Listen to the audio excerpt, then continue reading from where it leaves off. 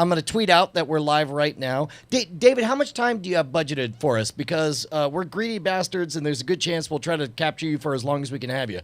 Sure, yeah. I mean, I've got, an hour. Sweet. All right. He's got a robot empire, Brian. Yeah, there's a lot of robots that are offering a lot of back rubs, and he's just busy right now. I'm tweeting out that we're live, I assume, on DiamondClub.tv. Justin, question mark? Wait a minute. Yep. Always forgot that I have to do stuff. Yeah. And there's a third party keeping track. Hey, by the way, have either of you guys listened to We Have Concerns? No. Yeah, it was my pick on the show like months ago. Well, I should listen to you sometime. It's really good. I really like it. It is tight and precise. It's awesome. At http://diamondclub.tv. David, if you're interested, if you go to Diamond Club TV, you'll see there's a little IRC chat room. You can log in there and see what people in the chat room say. Or not. Yeah, or you could. I mean, I guess you could look at the return video. It's down at the bottom. I try not to pay too much attention because it gets distracting. Well, for you just got to learn to multi-process. You got to learn how to read Brian, the let chat. me know when you've learned to do that. Yeah, you got to learn how to read the chat, TMZ, also live switch, and have cogent points to chime in on the show. Is this where the live stream is? Can I tweet this out? Sure. Yeah, diamondclub.tv is the thing. When it's not that, it's a recruiting channel for ISIS. What? That's Blood Diamond Club. Oh, sorry. Whoa! There it is! The fabled ghost train of Zanzibar. Can I tell you something? Like, I was worried that I was going to be late because of a late train. Wait, train stopping you or train taking you? I was just on the little Los Angeles live steam trains, the little mini trains. Like at the children's park? Not necessarily a children's park, Brian. Okay. There's a little mini train that goes around Zilker All Park. ages, Brian. There's a little mini train that goes around Zilker Park. It's like a 1 mile lap thing, And when I was in college, we thought, we would fantasize about putting on bandit masks and banderas and showing up and whipping out like faux guns and trying to steal kids' candy or whatever. And then like as an adult, I look back, I'm like, man, I'm so glad we didn't do that because that definitely would have been a terroristic threat. Yeah. All right, I'm ready when you say go, Andrew. Go. 3, 2, 1. Ladies and gentlemen, welcome to the Weird Things Podcast. I'm your host, Andrew Main, joined by Justin Robert Young's good friend, Brian Brushwood. Hey, man, what's going on? I'm just a guy holding up. See, now we've figured out our threat deterrent is to constantly hold up a glass as if at any moment we might take a sip. And in this case, you almost got me by saying Justin Robert Young. And Justin Robert Young. That was a fake sip, bro. There's well nothing done in here. For the audio listeners, the game is I wait to see who's about to drink, and then I call their name. Well done, man. Dude, Fields. this has been an amazing week. I saw some news about superconductors. Did you see this? Like lower temperature superconductors, like pseudo gap technology. I didn't really read the article. You mean like higher temperature? Pseudo? Yeah. Oh, I'm sorry. I said lower or closer to room temperature is what I mean. Wow. Yeah, idiot. No, I didn't hear about this. Yeah. I couldn't I literally read half of the article. It was a Reddit post. And Weird Things fashion, totally in line with how we do things here. Here's what happens: is like there's a meter when I'm reading something, and when it starts off, I'm in Justin, and then I accelerate past Justin, and I get to Brian, and I'm like, oh, this is technical, I get it, and then it gets to like Andrew. And then I stopped paying attention. I'm like, Andrew will explain all this to me later. No, I'm like half the stuff we talk about here, Ryan. I read the first paragraph, and then as we're talking about it, I'm reading the rest of it. oh, interesting. Oh, it's from The Onion. Oh, I'm sorry, I lied to you all. Well, we'll have to read more kind of analysis, everyman analysis, so that we can visit it back later on. But apparently, exciting things are happening in research. Very cool. Like, yeah, they were going to do the SpaceX launch for the Dragon to the ISS and try to land it on the barge on Thursday or Friday, and then that got postponed till January 6th. Now, am I remembering right that you were actually going to be there for that launch? Yes, Brian, I was going to be there for that launch. Yeah, you say was like now you're not going to be there. Well, I don't know. I don't know if I'll be able to make it to the next scheduled date. I will be watching it. He had two opportunities. First, it was going to be right after the last launch that he was down there, and we did our live coverage for, and that got moved back because he had a little moonlight rendezvous. I mean, that's the thing, right? Is I can only think when I think of reasons that Andrew could not make a SpaceX launch. I just got to ask, like, is she cute? What happened was they postponed it. Yeah, no, it went back a week. And they postponed it again, so I wasn't going to be able to go either time. But like, she's cute. She's really cute. Falcon 9 right? is a beauty, Brian. Falcon 9 is a beauty. So man, all right. Look, I feel like we need to speak about the elephant in the room, man. Yeah. I didn't think you could see him from No, here. we got budgetary issues that we have to resolve. We're running a professional operation now on the Weird Things podcast. We're accepting donor money via Patreon. We can't goof around. Are we spending $1,500 or not? Real quick side note on that. Notice to everybody listening, we are now going to start actually charging you.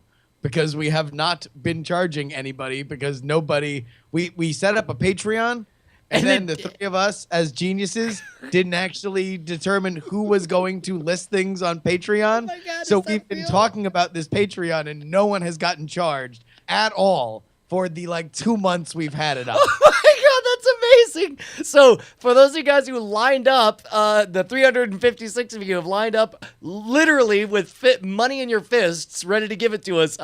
We're finally going to get around to accepting that money. Yeah. So just be ready. Now, the weird list that you signed up for, that has been going out to people on there. And if you haven't been getting the weird list and you signed up for that, we'll do another check to make sure that you're getting updated on that. So there have been plenty of weird stuff. This week we've talked about millions of mummies found in Egypt, which is a lot of mummies. Today we sent out a thing about monkeys deciphering monkeys' languages. One of their popular words is crack. Yes, that's right. Which means different things to different groups of monkeys, right? Yeah, It yeah. either means eagle or just something in the sky. I don't know. I'm going to use that all the time now. By the way, actual monkey language, I did not. We'll get to this. Elephant in the room. Take it away.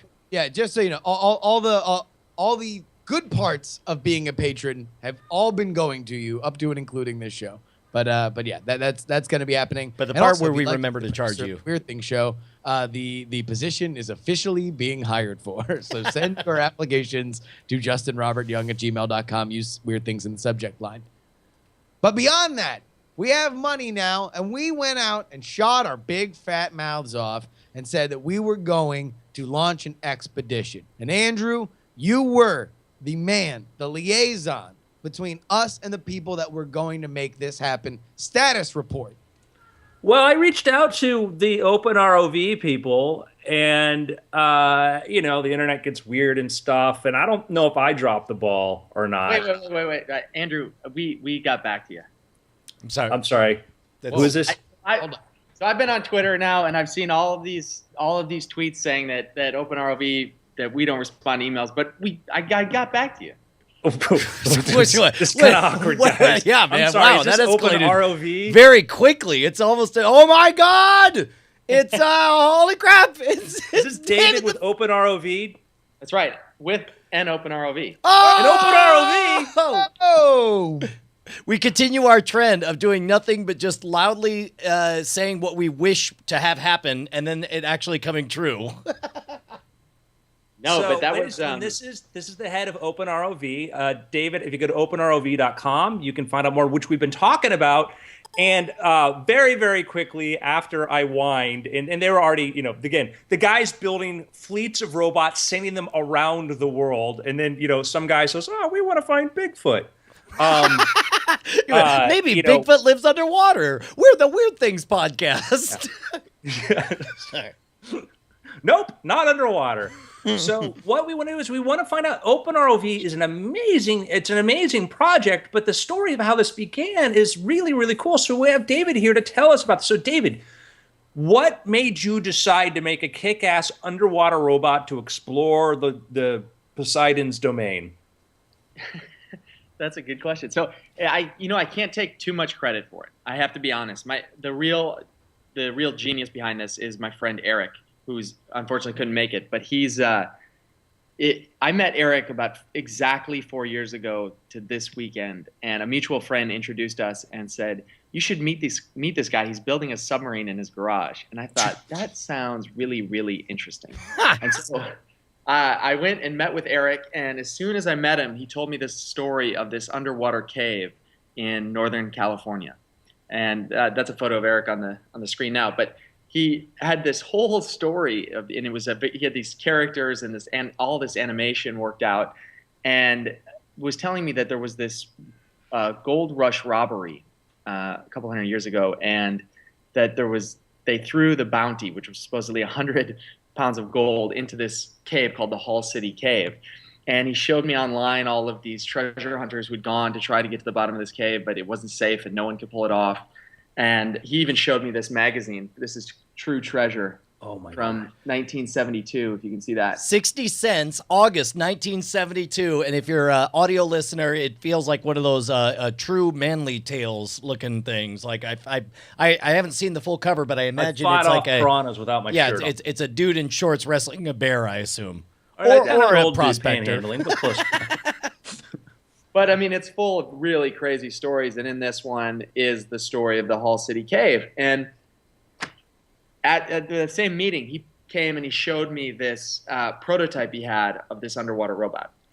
Well, and the one he had didn't work, but he told me he was going to build another one, and I was just hooked. I thought, at the time I had a job and I was working in an office and just typing a lot of emails, and that was my whole gig. And I said, this is something I need to be involved with this. And I'm not a scientist or an engineer, and we didn't have a robot that works. So what we did was we decided to make a website called OpenROV, and we just started telling everyone we were building an open source underwater robot. And we posted our initial designs up there and just invited people to give us feedback. And, for the first 4 or 5 months, it was just Eric and I on the forums, just me asking him questions about buoyancy and really basic engineering stuff. And over time, we just got more and more people who kind of chipped in. I think initially they just felt bad for us and started giving us advice. So let me get, you guys, you're not National Oceanographic Institute. You're not in this. You're not Woods Hole. You're two guys who are like, this would be cool. No, whatever the opposite of Woods Hole is, that's us. I mean, Eric's an engineer. Eric's a mechanical engineer. But when I met him, neither of us had any money. So that job that I had, the startup ended up going out of business, and Eric was interning at NASA, but then he was also a grad student. So at the time, we didn't have any money. I mean, we were trying to buy parts. We would be stressing out over buying $20 parts, and we were building this in a garage down in Cupertino. But nothing good's ever come out of a garage in Cupertino, by the way. Well, the interesting thing is Eric's roommates this is a whole other story, but Eric's roommates actually were building satellites, low-cost satellites, and they've since launched about 71 of these small microsatellites. And now it's a big company called Planet Labs, and they're getting an image of the Earth every single day of every location. So anyways, that's a long, different story. But it's funny you mentioned that, because I'm going to jump ahead to one of my questions coming up. Like obviously, you guys essentially, basically loudly asked a question, hey, Internet, is exploring undersea stuff something you're interested in? And the whole world was yes.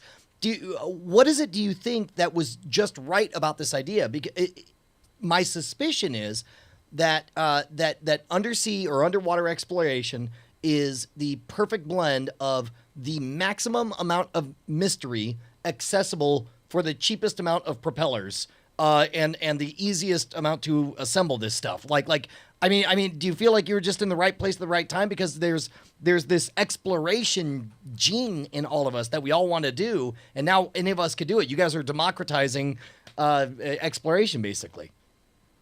Oh, no doubt about it. We came along at the right time. I mean, our timing was really perfect. So when we started prototyping this robot, we didn't have any of the internals worked out, like any of the electronics. And we started this a few months before the first BeagleBone miniature Linux computer came out, and right before the Raspberry Pi was announced. Oh, wow. So all of a sudden, I mean, Arduino had been around, so there were low-cost microcontrollers, but there weren't these miniature Linux computers, and that really is what allowed us to actually start doing this. So by the time that those came out, we had this shell and this idea and this small but growing community of people who were actually working on this. We'll put a mouse in there and let him control the joysticks. All right, so you guys have this website and this message board. You are putting out your designs, and they are, at your admittance, incomplete, right? Yeah. What's the first moment where you guys saw somebody either get excited about it or wanted to build it or showed pictures where you guys felt kind of liftoff on this idea that now it's not just two people asking, now it's a conversation between you and people who are really into it? Sure. That's a good question. You know, I feel bad because Eric's not here, and Eric, the way he tells this gold story is amazing. I mean, yeah, it just captivated so many people. So by the time when we were doing this, when we were prototyping it, nobody cared about the robot. Everybody wanted to know if there was gold in the bottom of that. They want to know where the gold's at. We're getting to that. We noticed that your camera's only aimed at a small part of where you're at. Yeah. No, exactly. So, you know, as much as we talk about this underwater robot, and as much as we are about, using these low-cost tools, the other half of our story has always been about the adventure and the exploration and bringing people along for that ride. And so, you know, we got a friend. I was introduced to this journalist who was kind of in between gigs, and told him about our story, and he was interested in ocean issues. So he started tagging along and checking in with us every month or so and saying, well, how's the robot coming, all these things. And finally, it was good enough that we were actually going to go to this underwater cave. And he pitched the story to the New York Times, just saying, you know, these wacky kids in California are just, I don't know what this means, but it's, you know, they're doing something. And so it got in the New York Times, and that's when it just was just a snowball, because we started getting emails from people all over the world who said, well, I would use an underwater robot for this, or, you know, like all these people. There were thousands of these cave stories. You know, everyone, like people had seen sturgeon doing weird things in the river in Portland, and like the list goes on and on. I mean, now we've become a magnet for people's, weird stories, for sure. Well, it's like, you know, we've over the last 15, 20 years seen the democratization of producers, of content creators, of all these things. Now, the democratization of being an explorer. Are you kidding me? Like the moment I looked at OpenROV, I immediately thought here in Austin, Lake Travis has allegedly, I've never seen it, but I took scuba diving lessons out there, and I remember hearing that there's an underwater cave that has a buildup of gases. The gases are poisonous inside, but if you find the cave, you can swim up there. You can breathe in, normal air, take out the thing, have a conversation, and then just don't breathe any of the poison gases in there, and then you can float away and go off. It's like there's something amazing and mysterious about your underground forests, your sea monsters, your lost gold, and all that stuff that is super attractive. I gotta know. So, did you or Eric have you ever seen Treasure of the Sierra Madre? No. Okay. Well, there's an important part of any treasure hunt, and that is you've got to have your prospector dance. I'm sending Brian the YouTube link, and I want to know if did you have that worked out before you went to go look for this? And we'll give you an example of what a prospector dance looks like. All right, here we go. I'm gonna prepare to download the prospector dance in 3, 2, 1, and. You're so dumb, you don't even see the riches you're treading on with your own feet.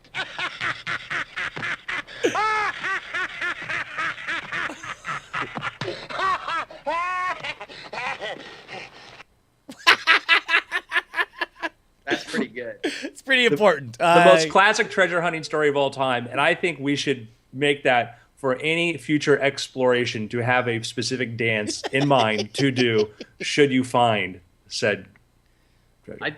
I think so. I agree with that. I like that. You know what's interesting, and I've been telling people this. I've been trying to explain this to some folks is, having an underwater robot and going and doing something like this. Like, so for instance, last weekend we were out on the San Francisco Bay. We had we were out looking for the wreck of the ferry Santa Fe. So we've been we've been doing a lot of research on the history of this wreck of the San Francisco Bay. As one does, it was typical Thursday. Am I right, boys? Looking for the lost wreck. I was in San Francisco Bay Friday night, stuffing my face full of Amira Woods at Ghirardelli black cherry ice cream. Kind of the same thing. I mean, it's hard to explain because the way I've been explaining this telerobotic exploration stuff is that it's a new experience. I mean, it's one of those things where people are like, oh, so it's like a webcam? And it kind of is, but it's also like you're in control, so you actually become engaged with this. And I've talked to professional ROV pilots before, and you feel like you embody this robot, and you. So I wrote this piece about it called "When Bad Things Happen to Good Robots," about kind of this attachment we have to these telerobotic exploration vehicles. And the prospector dance is funny because we're grown men. And we're like around the computer looking at this, and we don't know, it's like a fish or something like that, and everyone goes, Well, and so everybody feels like an ownership of this presence here. Like it is like every individual person feels like in some way they are connected to this appendage. Well, let's give people an idea of what this is. So you're on a boat, on a raft. You've got a controller in front of you. What do you have? Let's explain what this thing does. Okay, so the underwater robot, I've got one right here, so basically it's a camera. It's a webcam kind of thing. It's got lights and lasers, and then it drives down, and it's got thrusters in the back, so these little propellers, so that helps it go forward and backwards and up and down and around, and it sends live video up this really thin, twisted pair tether. And so you're around, you just pull up a browser, and you're logging into the ROV. So you're controlling the ROV from Chrome or something like that. Go ahead. Wait, just Chrome? I'm picturing I was assuming proprietary software, this, that, or yeah. Chrome's a special name, right, for some advanced, sophisticated system you have there. Like it can't really be that easy.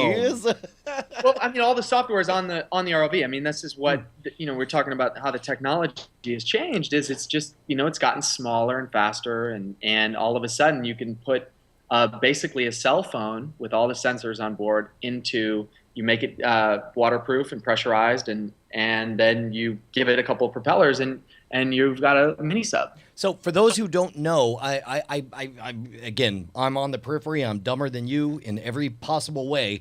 Like the tether thing seems, when I first saw there's a tether, I'm like, well, that seems antiquated. Why can't it just do Bluetooth? But it turns out, I guess, wireless radio signals not so good through water.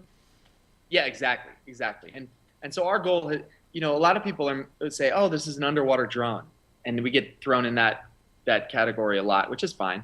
But our goal is really to build. It's not to so. There's a lot of potential for autonomy and making these autonomous vehicles, but our goal is really, we're excited about the telerobots. Right. We're excited about using these tools to take us to other places that we wouldn't normally be able to go. So we saw that like in the video, like you have like with the Oculus Rift hooked up. Yeah. So I have like version 2. Would I be able to like hook this thing up and like experience like I'm there underwater holding my breath like David Blaine forever? Stay classy, Andrew. You could do this. Mm-hmm. Yeah, one of there's a guy in Norway who's developed a plugin so you can use the Oculus Rift. But we've got a lot of plans around that. I can't talk about those too much yet. But I think that's the other thing that kind of came up in this piece. This when bad things happen to good robots is that we're at the very beginning of all of this. Like I think we're at this point where there's going to be an Oculus moment for telerobotics, where it's like, oh yeah, it's going to be really cool to have robots go all over the place that we couldn't normally go and be able to experience that. Well, You know, it's I been around think for what 20 you years. guys have done, because like this came about because we were talking about the state of ocean exploration on a podcast, and I was aware in the periphery of really cool things being done with robotics and semi-autonomous or autonomous robotics. Because the beautiful thing is that you can kind of put something out at sea and let it float, like flotsam, or maybe it's jetsam. I'm not sure which one, and let it drift or whatever and get data. And then you can have, like, I had that build your own underwater robotics book that, you know, we talked about. I had that thing, and I tried early on for a Weird Things project to get something going, but it was just, I didn't have the technical skills to make something like that work.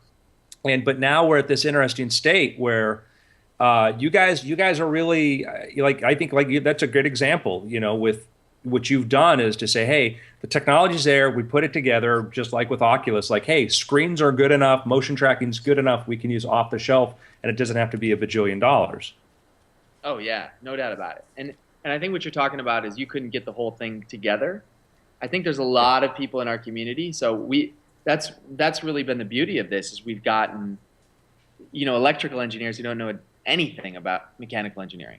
And we've got software engineers who really wanted one of these things, but they don't know about electronics. Mm-hmm. And so we've been able to kind of attract all of these different skills, but it's really the same spirit. You know, everybody has this. Everybody thinks, wow, this thing's it's cool. Let's make a really good underwater robot that's really inexpensive. I'm going to propose a thing that, for all I know, I'll find out immediately it already exists. But do you foresee a world in which, like nowadays, you could kind of virtually travel to Times Square by just, you know, Googling Times Square webcam, and if nobody's And go to Times Scare, which is a fun attraction. Times Square is terrifying, but like you can take control of a webcam and scroll up, down, left, right. You could be in charge of this thing at any given time. Like, is this something you picture as? And again, I don't know what the benefit would be, but is this something that OpenROV could do? Is be a permanently tethered public resource to guide in an area? Oh, you're making a face. So apparently it's crazy talk. Definitely. Oh, yes. Good. Okay.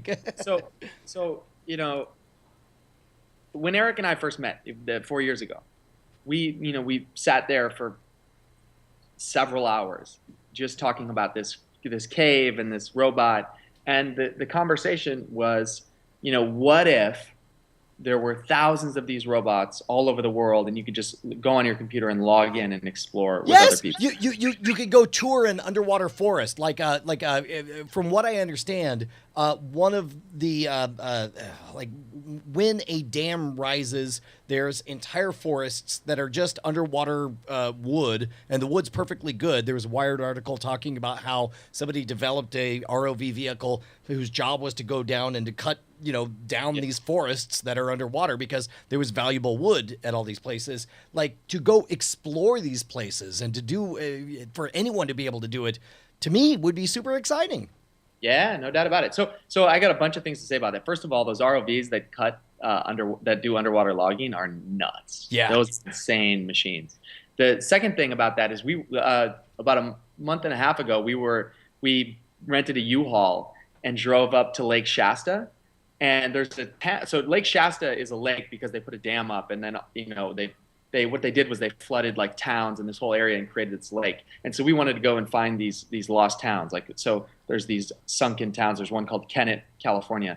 And so we went down looking for this sunken town, basically, because the water levels are low, and we thought we could find one with the ROV.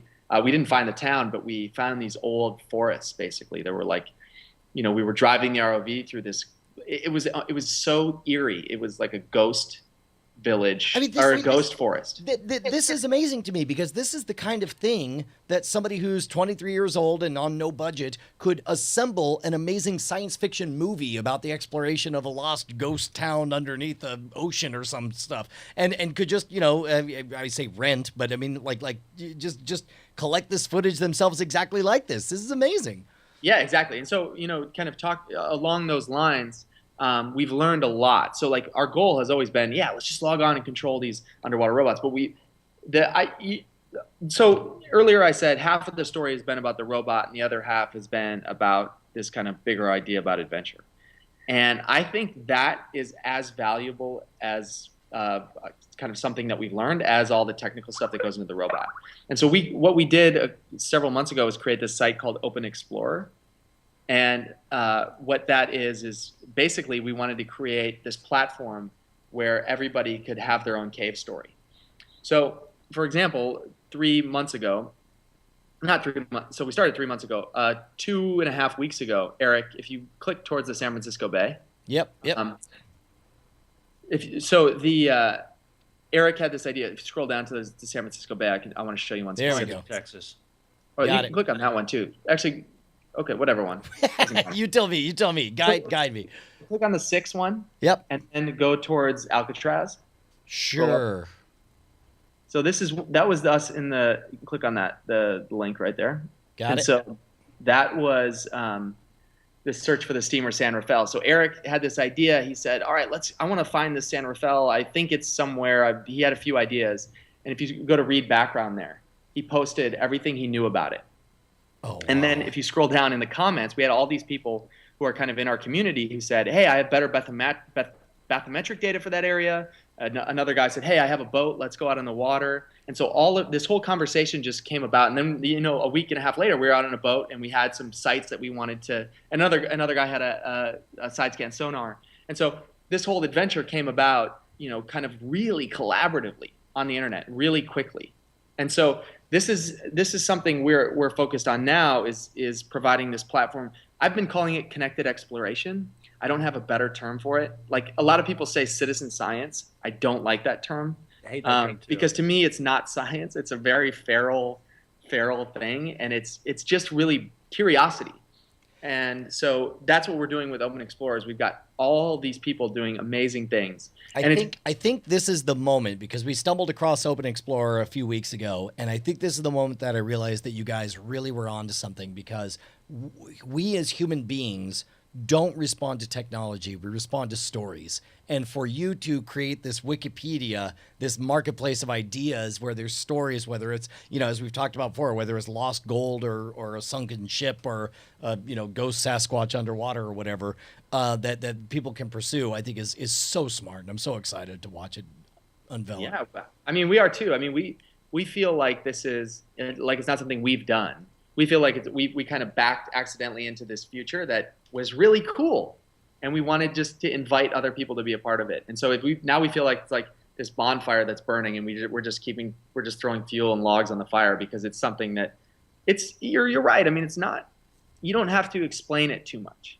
It's just cool, and I think people are so sick and tired of just buying things or just consuming things, and they're ready to actually be engaged with stuff.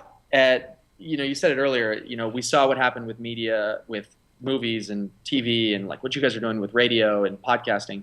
And then the same thing happened with manufacturing. That's why we were able to make the robots. But now this whole process of the long tail is affecting science and discovery. And I think it's going to be really weird.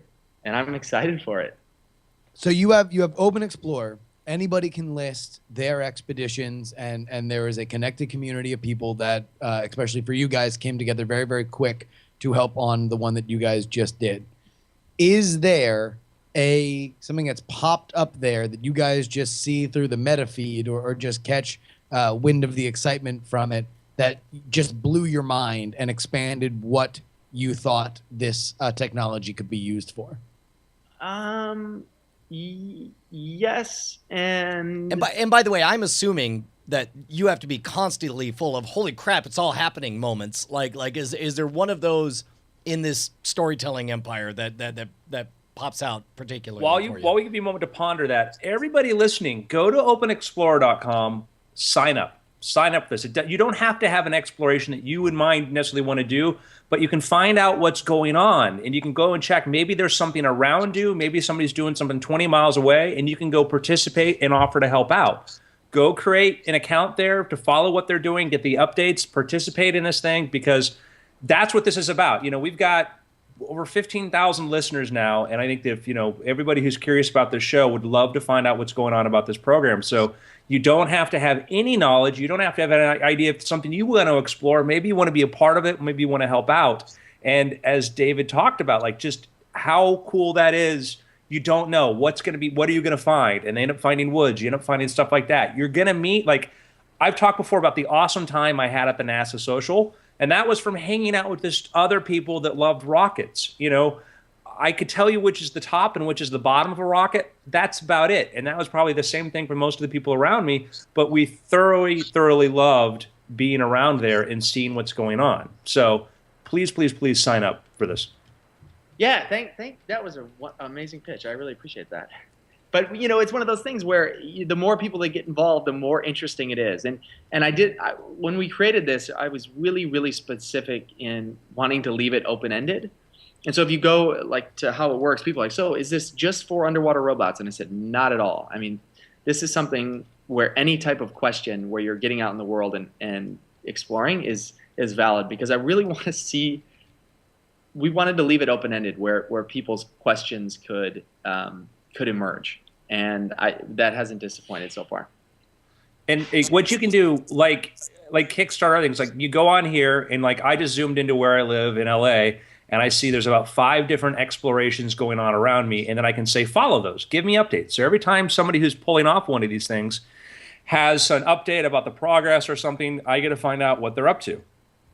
And Brian's launching one for Austin, Texas. I am right now, actually. I'm pointing to where in Lake Travis I heard it was. This is the location I got my open water certification, right around here.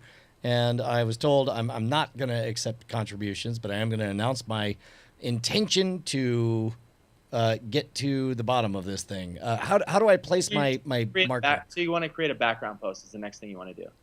Create a background what? Scroll down a little bit, right there. Oh, right here. Yep. The link below the red block. Create a background post. Got it. Oh, shoot. I got to type all this. Keep going, gentlemen. So it's, I thought long and hard about how to do this. I thought back to our cave story. And I realized that you don't have to have everything figured out when you start. Because I think that's the thing that a lot of people think, is that everything has to be figured out. Because our idea of exploration now is we see these we see documentaries where James Cameron went to the bottom of the ocean and there's this whole story arc, and it's presented to us in a way that is very complete. But the way that Curiosity works is at the beginning it's very uncertain and you don't know what's going to happen.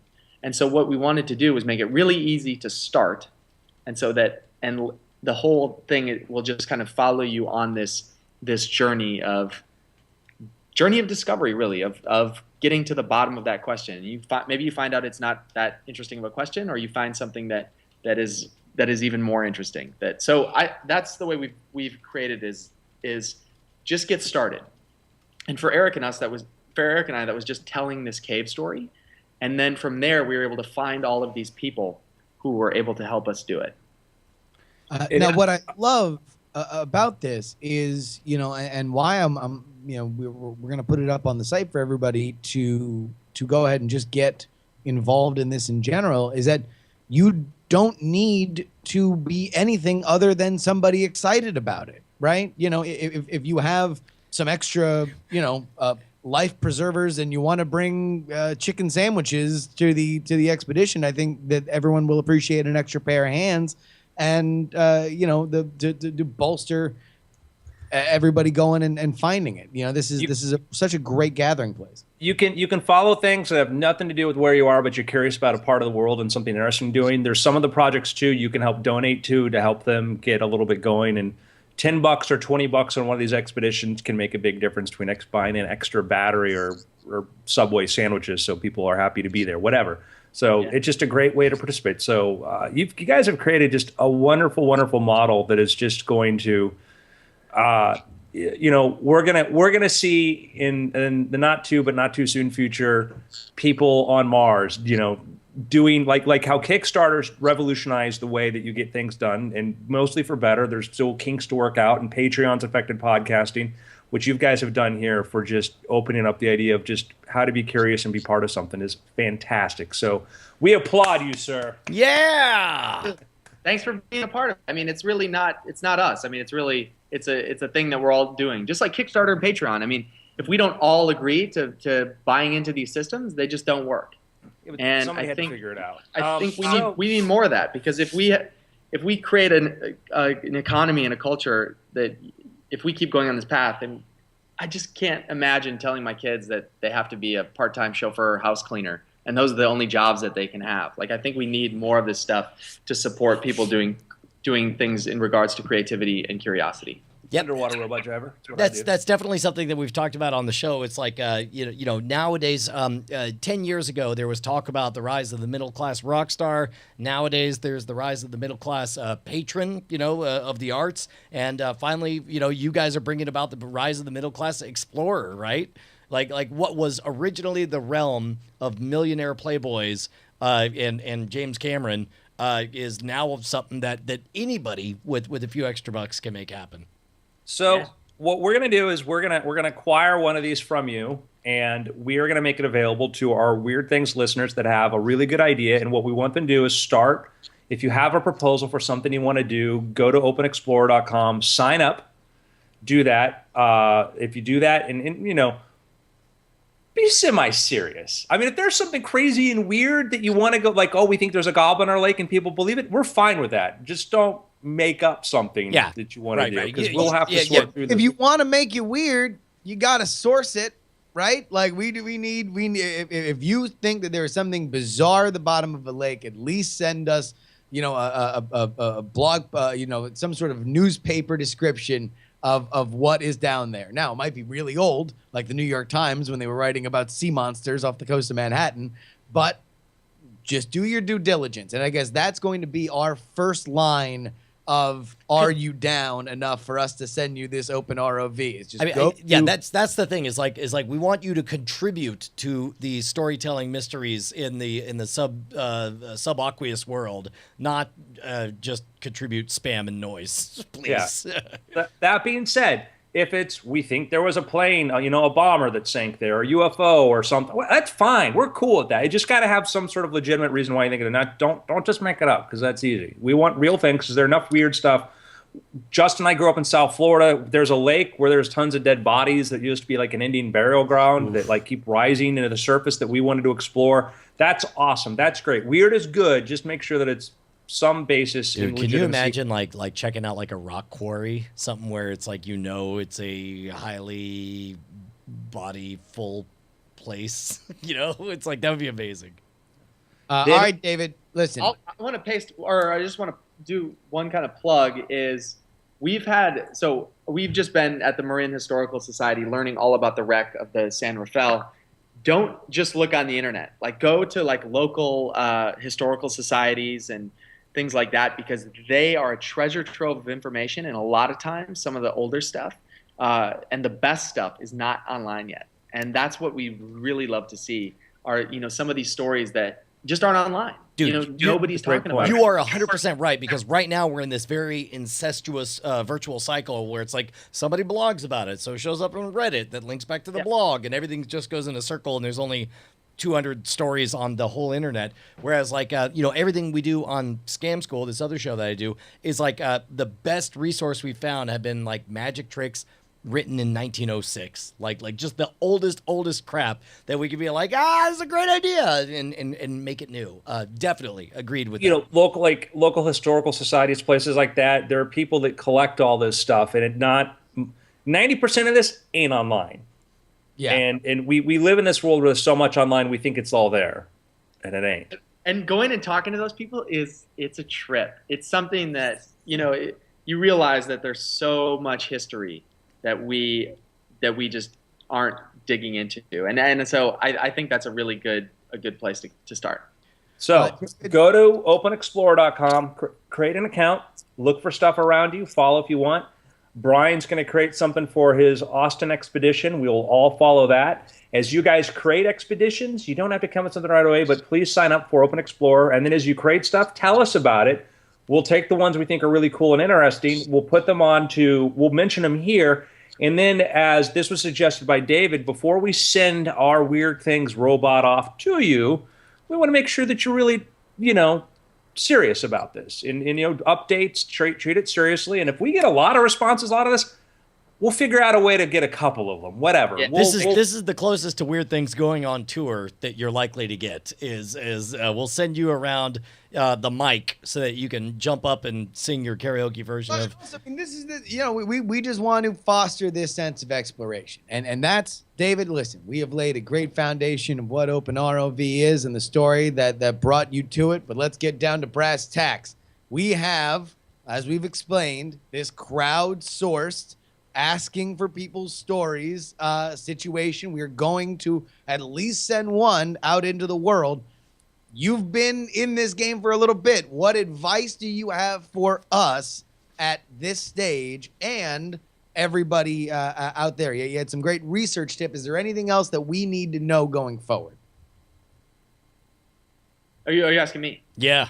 Okay, so what the other thing I would say is the best part about this, and we were up in Lake Tahoe looking for the wreck of the SS Tahoe. Of And what course. we did was we rented this big cabin because it was off season in Tahoe. So we got I just want to see your iCal, by the way. Yeah, it's funny. We we think it's amazing. It's not like this is normal to us. We are always elbowing each other, going, "What's going on?" But the thing is so we were up in Lake Tahoe, and we put the expedition on. It was a Google Hangout. So this is something that not only can we read about, but we can explore the potential for actually maybe even doing another podcast from either from there or actually following along in real time while we're looking. So there's the potential for that as well. Absolutely. We've done a few expeditions for Weird Things, chasing down raccoons and then rockets. And so we love that idea. And that's the thing we would very, very much would love to be able to be part of. And for Weird Things stuff, as we have an audience, would love to see this. And it's the spirit of adventure. Like, we want to know, did you find the gold? But we don't care what the outcome was. We just want to know what the outcome was. If sci-fi can make a mint with ghost hunters, genuinely almost seeing a ghost every week, then it seems like you could, with genuine undersea explorations, with actual buried treasure, with actual sunken ships, it just seems like you guys. I'm so excited to watch your journey for the next 10 years. So at some point, Eric and I had this turned into a company. Because we were selling things and we were sending these things out, so we had to start a company. And when we did that, we promised ourselves that we would that our goal would be to maximize return on adventure. And so that's something we really Return on stuck adventure. to. Is like Love not it. just for us, but for anybody who comes near the project. I mean, even somebody who buys an Open ROV, somebody who just is on Open Explorer, anyone who invests in this, that they know that we're not going to lose a bunch of money, but our goal is to really maximize adventure and make the world more interesting. Man, that's such a good way to put it, because essentially what you're doing is you're selling the same promise of excitement that when you get a like a metal detector, it's like, that thing goes off, it goes woo woo woo, and you're like, hey, it could be anything. It could be gold doubloons. It could be this old washer here. It's like, it doesn't matter. There's something magical about that sense of like, I am personally, possibly at any given moment on the cusp of a great discovery. Yeah, it's exciting. All right. Do we want to loop David in on our picks talk? Yeah. You want to explain what we do? I think we're going to be having David on here again. So better we break him in all the way in on this than, in dribbles. So David, what we do now is we do a section where we make picks, recommendations, things that we thought were cool that, people should check out. And can be anything. It could be films, could be movies, as I say, looking at my phone to see what I've been reading and looking at lately. I'll go first because I actually do want to talk about this, and this is something I'll talk again on Cord Oh, Killers and tomorrow. I don't, Brian. My pick is the entire Legend of Korra series right now. I watched all of season 4 over the last 2 days with my 10-year-old daughter and 7-year-old daughter, and it's interesting because you've heard me plug before Avatar: The Last Airbender, ostensibly a show for children, does some of the best world building that I've ever seen in a cartoon. It's complete. The original Avatar: The Last Airbender series is 3 seasons, all of one story that has a very complete beginning, middle, and end arc and a transformative journey for the main character. Korra is a little bit different in that every season has been just completely different from the one that came before it. And it occurred to me as I was trying to explain it to people on Twitter today that Avatar: The Last Airbender is really a single novel, whereas Korra is more like a comic book. Whereas in a single novel, you have 3 seasons to get from the beginning, middle, and end. Korra is these 10 episode arcs where it's like, now this is the bad guy to face. Now here's the crazy sideways, almost science fiction universe that you're experiencing and so on. It's really, really good. And they also did something kind of quirky at the end that hinted insofar as a kid's cartoon could do so that, oh yeah, by the way, maybe Korra was a lesbian the entire time. It was really an interesting kind of sideway, not like a big deal. It did not affect the story in any way. It was just a bit of an eyebrow raising end scene to the 4th season. That I don't know. I loved it. I thought it was really, really good. I'll give you a pick, and it's sort of an example, and then I'm going to explain the story behind it. So last episode, we mentioned Justin Robert Young's new version of Go Home Santa, You're Drunk. Yeah. His hilarious ebook, along with the new audio recording he has, including news stories. And we talked about it, and then we're talking about like website stuff like that. And I thought, what? It'd be fun to create a website for it. And right after the podcast, I pulled out a tool that I'll explain in a second and created a website, and I'll explain how we did it using this. So if you go to itricks.com, or does Go Home Santa link to it? Go Home Santa forwards Santa.com to the new version. Yeah. So go to gohomesanta.com, and what that takes you to is the website that it took me maybe under an hour to whip this thing together, because I could just take the assets that were already there on the website, drop them into this program that I used for this. I took the wonderful illustration by Carter Johnson, Scott Johnson's kid, and used the Santa, put the Santa in there, all the animation, all that stuff. I don't know much about JavaScript or HTML or FIP or any of these other things. What I know is there's an application I absolutely love called Hype, and it's by a company called Tumult, which is TUMULT.com. And how would I describe it? It basically creates HTML5 animations and websites.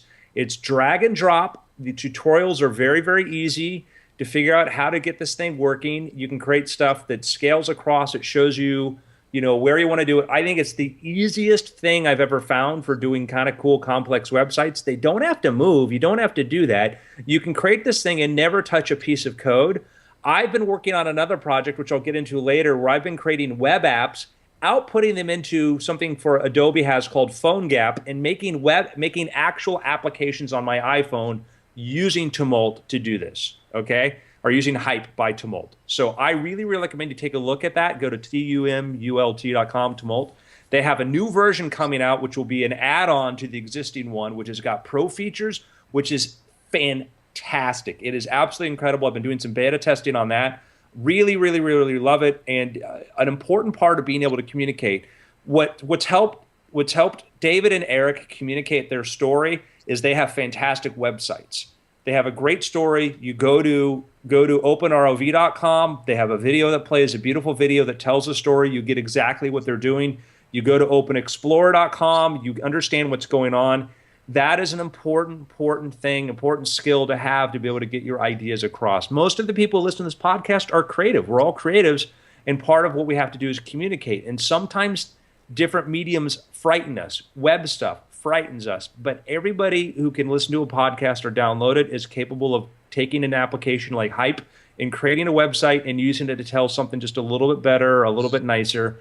Like I said, the Santa website we made, that's simple. That was dirt dumb. That was created in no time, and it just has a little fun animation to it, etc.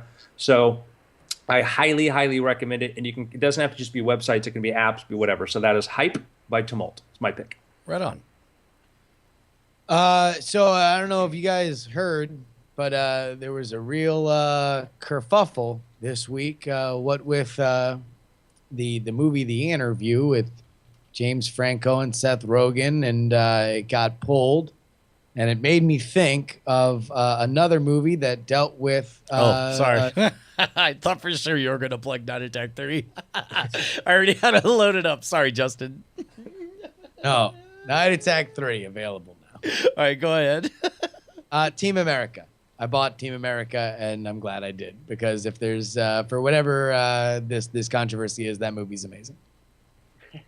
Yeah, I it's that I like the tigers, it's the cats, just all of that stuff. I'm so Roman Reigns. It's so good. And if for whatever reason, it's a bummer. There's a lot of bummer surrounding that whole situation. But if more people watch Team America this week than they would have otherwise, then there is a silver lining to all of it.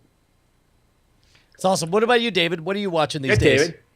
So this is actually interesting timing. So before you guys called, I was sitting here reading this book I just got. It's called The Dobsonian Telescope. I have a Dobsonian telescope. It's amazing. Yeah, it was just sitting right here. So I think I'll talk about that because I was just in the first chapter. But it goes through like the history of amateur telescope builders. That's what the first chapter is. The rest of it is actually how to build one of these Dobsonian telescopes. And the story of I don't know how much you guys know about this, but John Dobson used to be a Venetian monk. He actually passed away last year. Actually, this year he passed away. He was almost 100. What? And he was a Venetian monk. And in the 60s, he was tasked with trying to reconcile the church's understanding with the heavens. And so he started building his own telescopes, became obsessed with telescope building, and dropped out of the monastery and just basically lived on the streets and built telescopes. And he stood on the street corners of San Francisco for 30, 40 years. He started the Sidewalk Astronomers Group and just invited people to look at the stars. And his design was revolutionary. I mean, the Dobsonian telescope allowed amateurs to see into all of these deeper catalogs.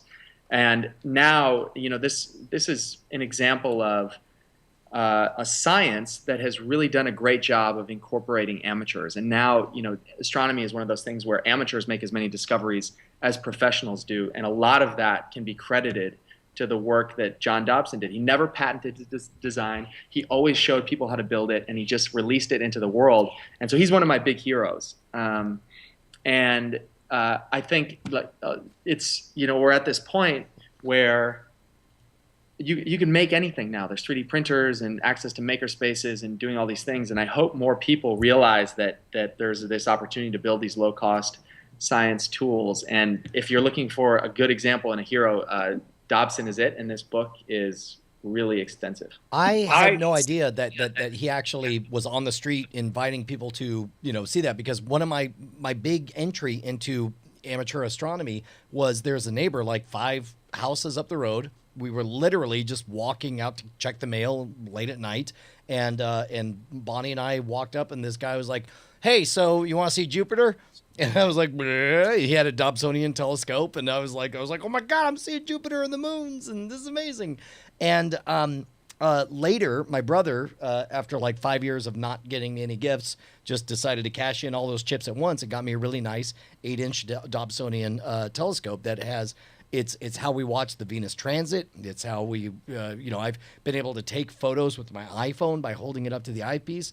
It has been the most transformative experience I've had in astronomy, and that's amazing. I didn't realize that was such a recent development. Go ahead. I mean, you should read about John Dobson. There's a documentary called The Sidewalk Astronomer. The guy lived an incredible life. I've sent Brian a link to, and one of our heroes is Johnny Carson, by the way, because Johnny Carson underwrote a program for me to go into schools and use magic to teach critical thinking. He had Dobson on the Tonight Show twice, because that's the kind of guy Johnny Carson was. So we've got a clip here of Dobson on the Tonight Show, which. All right, here, let me get that loaded. I'm sorry. No. So that's a wonderful, and that's obviously I could see the some sort of parallel between you and him. I can't quite figure out what you and Eric have done that might relate to Dobson. I mean, it's like if everything could dovetail even more neatly into our experience here. Here's Dobson on the Tonight Show. To tend to the exponential power of when they can go back that far in time, but they can't go back any further than that, right? That's right. But I have a button. You have a button? What is this? It says the Big Bang is the thing of the past. You see- Isn't astronomy a great deal like archaeology, if you think about it? You're looking into the past. Yes. Well, you can't see anything now. You can't see your fingernails now. You see everything. And I'll just say a very curious thing about this universe. Whatever you look at, you see it in the past. If you look at the moon, you see it 1 1/3 seconds ago, the sun 8.5 minutes ago, the Bright Star Sirius 8.5 years ago, your fingernails also a little while ago. Everything you see in the past, you can't see anything when it happens. Because it's already transpired. Yeah. Now the curious In other words, if thing- somebody walks into the room back there, this person over here would see him before I would. Actually, wouldn't he? Well, you can put it that way, but Isn't that if what you're you saying look in a at- way? Yes, but it's much more interesting than that. You see, He just bitch slapped. That was just my amazing. first shot at it, John. I have more interesting things. That was just my first lunge. if you look at this problem from Einstein's equations, from Right. the standpoint of Einstein's equations, the separation between you and what you see is always zero. You see things away from you in space Right. by the trick of seeing backwards in time. Right. You see the sun 8.5 light minutes away by the trick of seeing 8.5 minutes ago. But the ago comes in squared with a minus sign, and the away comes in squared with a plus sign. See, I was going to follow up and not just exactly that way. You didn't give me a shot at it. We have to take a break. We're coming right back. Holy cow, that's amazing, dude. That's great. He was an incredible human. What a beautiful thing to take a complex thing and to make it accessible to everybody else. And that's one of the things that why we champion things like SpaceX and other things is the idea that it shouldn't just be one group or one party or one, bureaucracy that has the ability to do this, or you have to have a certain number of letters behind your name given to you by an institution to be able to jump into your curiosity. And what you and Eric have done has been fantastic.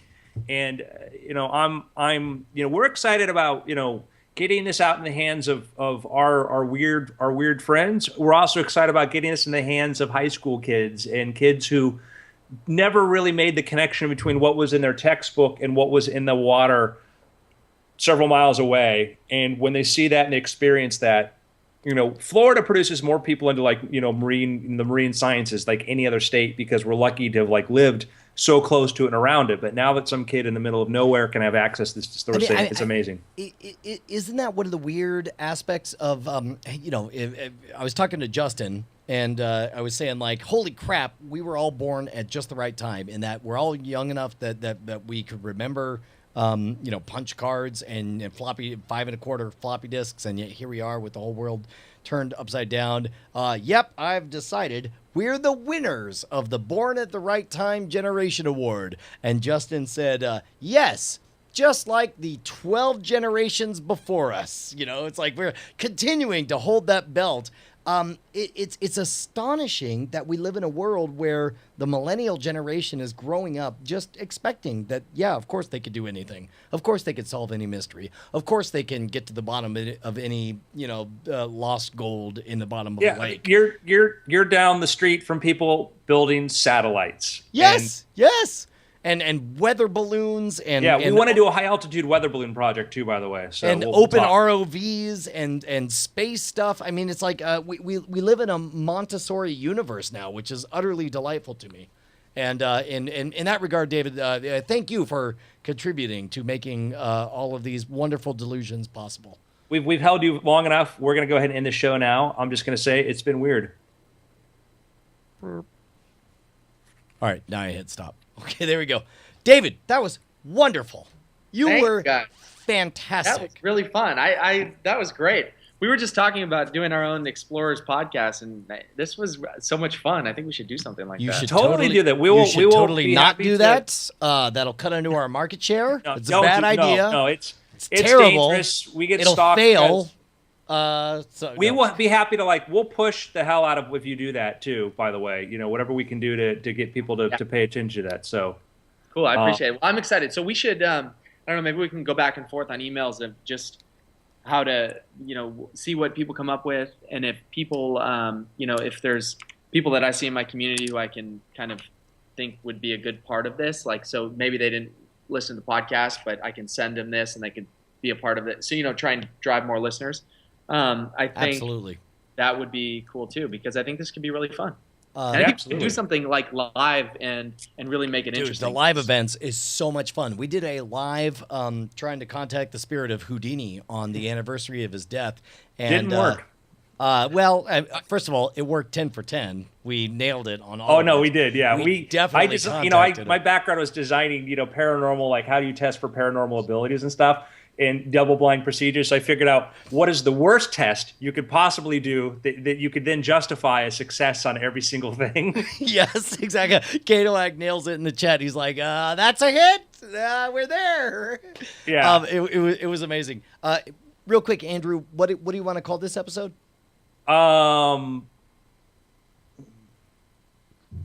Something with open ROV in it. I like Return on Adventure.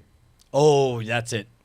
Return on Adventure. Like I said, Return on Adventure. By the way, Justin's in the Bay Area, and Oh, so Dude, yeah, no. Let me know the next time you guys are heading out. I'd love to tag along. Sure, yeah. So we found a bunch of sites for the San Rafael, but we went out. There's a few that we want to do some more research on. So we should know in like a couple of weeks what we're going to go back and look for. Blunderbuss we in can the do chat. because we could very easy for us to do an ad hoc sort of impromptu cast. Just we'll throw Justin out there with an iPhone. We can have Brian, or we've got our buddy Tom Merritt too, and we've got people we can just put in a studio to live switch or whatever, and so we don't have to worry if it gets a janky signal, or whatever. We can keep the thing going. Well, we should- and also as we learned from the the great Al Capone's Volt experiment, like there's something electric about knowing that something's going to come up, and you could spend an hour telling the backstory to a thing, and whether or not you find the thing or not, everybody feels good about having been there. We just experienced that with the Orion launch, where we spent like an hour plus getting ready for the Orion launch, and they're like, psych, not launching, and then that was the end of it, and yet people really seem to enjoy that. Well, the one that I'm thinking of maybe that might be better is we're going to go back for the SS Tahoe in the spring sometime. That's going to be a cool one, because when we're up at Tahoe, we just get these cabins, and it's we have great internet connection, and it's something where we can do it live and actually control the robot over the internet. Wave to the Corleones across the lake. That'd be Cool. great. Thank you guys That'd so be much. awesome. I look forward to staying in touch and seeing what happens. Yeah, I Absolutely, would say man. that actually let's think like with that expedition. Let's think about making that a big Weird Things tag-along. Like I would be willing to drive up to Tahoe to go to that too. Oh my gosh, dude! If you could be like live in the field, Andrew, that would be I'll say amazing. Justin, me, maybe Brian. I don't know if you're going to be in the area, but that would be. I think it'd be a fun thing to do. Yeah. No, we'll make it a party. Definitely. Cool. All right, Right guys. on. Thanks a lot. All right, David, you're a supreme commander of the American race. Good job, sir. Will you send me a link to wherever you guys put this? Yes. Everything gets posted. It'll be on audio. weirdthings.com probably later tonight. Yeah. Okay. Awesome. Cool. Thanks. Yeah. Thank you, man. Thank you. Yep. All right, you got it, boss. Take care. Oh, finally, that jerk's gone. Jeez, man. Talk about derailing the podcast. We're just trying to keep it. Yeah, let's talk about my ROV. Yeah, life-changing. my real thing that I'm doing in the real world. God, don't you Well, you guys understand? talk about Bigfoot scrotum hair. Yeah, right? I mean, That is so awesome. That is so awesome. that was really, really cool. I love everything they've done with it. From hey, let's go do this thing, and like, all right, we'll make it open. We'll create a company too, which is smart, and then, but the maximum return on adventure, and then the open explorer, and just I hope that guy gets a MacArthur grant. Oh, God. Yeah, definitely. dude. Yeah, that's pretty huge.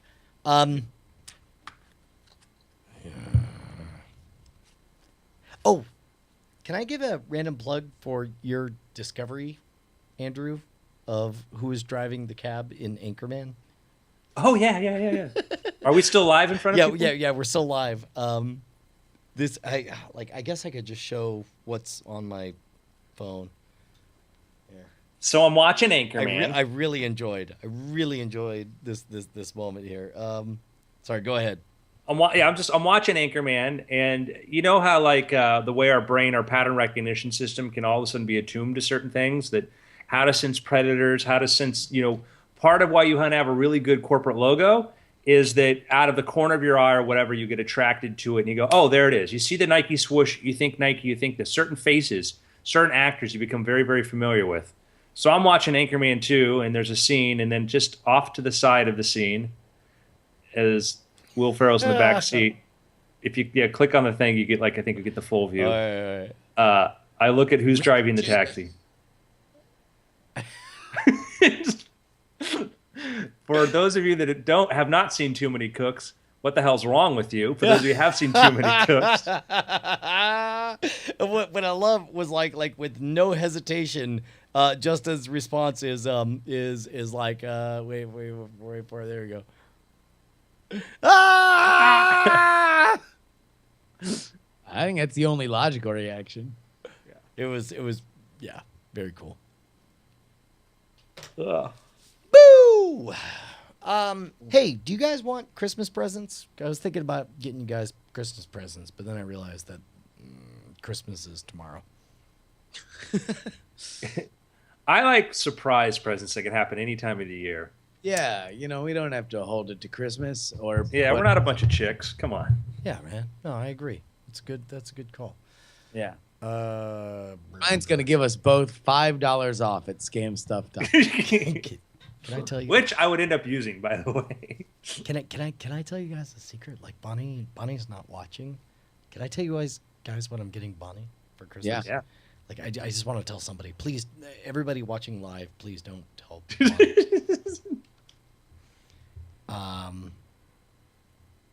Dude, I got 8 tiles for Bonnie. I'm gonna put them on everything. And the idea being is if she loses her phone, she can use one of the other phones to find it. If she and I'm serious, everybody be cool. Don't say nothing.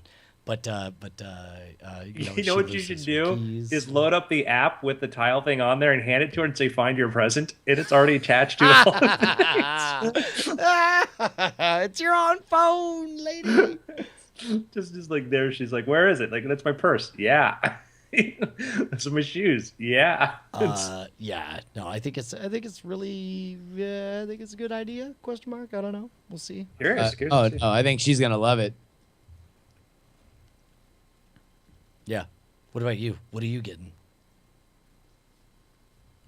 For Bonnie? No. for whoever. I don't care. I just want to snoop into what you're buying. Like, let's all confess something. I don't know. Well, I mean, I got some stuff for Ashley. I don't know if I want to. I feel like she might be listening, like literally, because our apartment is not quite as big as your house. All right. I know. No, I got some tickets to things, and then we actually this is not a surprise. We just bought off the patron saint of all things Diamond Club, Colleen Kelly Henry, a DSLR. We bought a Canon 6D. Whoa, nice. That she no longer wanted. So yeah, we're gonna have that. So now that we got this old rig working again, another Colleen. Yeah. By the way, how did all this get fixed? What you replaced the capture device? It was a bum, and this is still the webcam, just because I forgot to start up the virtual camera before you called. But yeah, no, it was a bum thing. It was a bum. What's it called? Intensity. Once more. Like magic, yeah. One of them was farty pants, and it was making the other one farty pants too, which made it seem like something else was broken, which was fixed once we both. I mean, and listen, there's one thing that it was very ingratiating, that Colleen, who is actively working at Facebook to make the internet smaller, like she is working on video compression, that when she applies it to Facebook, because Facebook is so well used and autoplay it happens on those pages, the internet itself shrinks in the amount of it that is used when she applies, her fixes. Took a look at the computer and was as frustrated as I was, and I am like basically a child. So it is on some level very ingratiating when somebody that smart was also befuddled by it. I picture you with a goblet of wine behind her, like, see, ain't so easy, is it? Yeah. So it was pretty amazing to finally hit on the magic combination of taking one of them out and putting in another Black Magic Intensity that Darren happened to have in the Hack 5 warehouse, which is where we were working on it. And yeah, so that's working. And now I'm going to spend the next couple hours before the jury show downloading Magic Lantern and putting that on the Canon so I can get clean video out on it. And Magic Lantern is a firmware upgrade, I assume. It's like it's basically some hacker stuff that gives you clean video out because the Canon 60 doesn't give you clean video I out. didn't know that they could do that. That's like I've stuck to the Lumix ecosystem. I just bought before we had 3 GH2s, I just bought a Lumix GH4 because it would do a lot of the things that we wanted. That's amazing. So yeah, I'm gonna fart around with that, and so hopefully for the jury thing we'll have that set up, and then also it kind of totally makes this room kind of what it was supposed to be, which would be like a Sex YouTube dungeon? studio, background for Ashley, and like a podcasting thing for me, and gives us a good video image that we can just kind of step our game up. Right on. Hey, so real quick, since I'm talking to you right now, I spoke to, I don't know how much of this we want to talk about on air or how much we should hold, but we should tell everybody that the Christmas special, the Night Attack, the first ever Night Attack Christmas special will be on Monday and not Tuesday. Correct. It'll be tomorrow night, not Tuesday night. But spoke to Mike TV. He had some ideas on where we're going to head with stuff. I had some ideas on fleshing out the backstory. Yeah. And I guess everything else is behind the scenes. Yeah, no, we'll talk. Yeah. Right on. All right. Well, spread the word. Tomorrow night, Cord Killers plus the Night Attack Christmas special. Yeah. Also, my cough. Santa. We should do that Also- annual 48 hours before we need him on the show call to Santa. Oh, shoot. Is that a Brian job or a Justin job?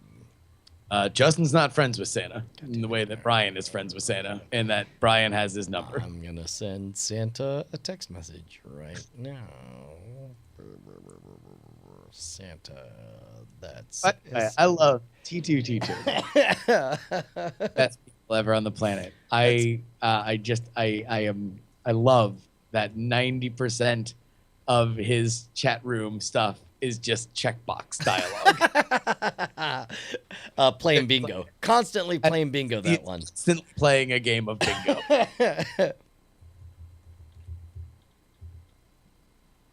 All right. Yo. Yo, Santa. yo. We're doing our Night Attack. That's my favorite game, by the way, is to just pretend like the show's Night Attack. It's always been Night Attack, and it will always be Night Attack. And if you call it anything else, I don't think I know what you're talking about. Punch of your face. We're doing, not going, thank you, iOS, our Night Attack Christmas special. Oh, by the way, Brian, if I was going to send you a link, would I send it to you over Skype? Yeah, unfortunately, new Skype is dumb. Like, it just loves putting links on the side, so... I love how Skype changes the interface as soon as I kind of figure out how to do things on the old one, and then Like I've opened up on like the iPhone or the iPad. I'm just I got no idea. I just wanted to send you basically what I've come to believe is Serial. Oh. I want to see this. You can just message me on messages using a message. Well, here, hopefully Brian will get it. And Well, look here. Let me click this. That automatically changes the entire layout and makes that for some reason. Sorry, Brian, I couldn't hear. There's some sort of itchy voting. Okay? I stumbled onto a major company. Somebody asked for Bud Demon the other day.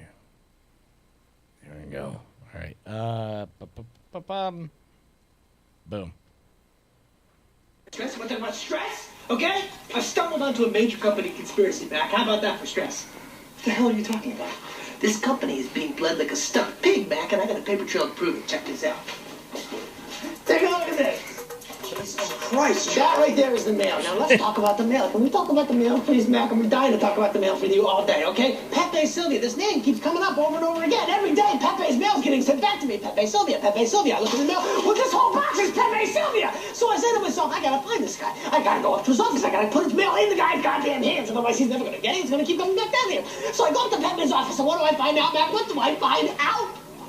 There is no Pepe Sylvia. The man does not exist, okay? So I decided, oh, shit, buddy, I gotta dig a little deeper. There's no Pepe Sylvia. You gotta be kidding me. I got boxes full of Pepe. All right, so I start marching my way down to Carol in HR. And I knock on her door and I say, Carol! Carol, I gotta talk to you about Pepe. And when I open the door, what do I find? There's not a single goddamn desk in that office. There is no Carol in HR. Mac, half the employees in this building have been made up. This office is a goddamn ghost town. Okay, Charlie, I'm going to have to stop you right there. Not only do all of these people exist, but they have been asking for their mail on a daily basis. It's all they're talking about up there. Jesus Christ, dude. We are going to lose our jobs. Well, calm down, because here's one thing that's not going to happen. What? We're not going to get fired. We're not. Because we've already been fired. We've lost our jobs? Yeah. About 3 days ago, a couple pink slips came in the mail. One for you, one for me. So what did I do? I mailed them halfway to Siberia. Okay? We've lost our jobs. That means we've lost our health insurance, which means all of this was for nothing. God damn it, dude. I'm having a panic attack. I'm actually having a Well, panic will you attack. settle down and have another cup of coffee? I am, bro. All right, well, fine. You know what, Barney? Give this guy a cigarette. He's freaking out. Huh? Who? Barney. He's the guy who tipped me off to Pepe Sylvia. Barney? Who the hell is Barney? You don't see Barney. Oh, shit. What the hell did he... You've lost your mind. You've lost your goddamn mind, Charlie. that's basically Serial. Oh, wait. No. Fuck. There we go. Right. Let's get some light in here. Whoa, what's with the... All right, gentlemen. Spray paint, man. That was outfit, good, man? weird Oh, the things. skirt's back. No. What is going on up here? I never know, man. What? Yeah, I like that.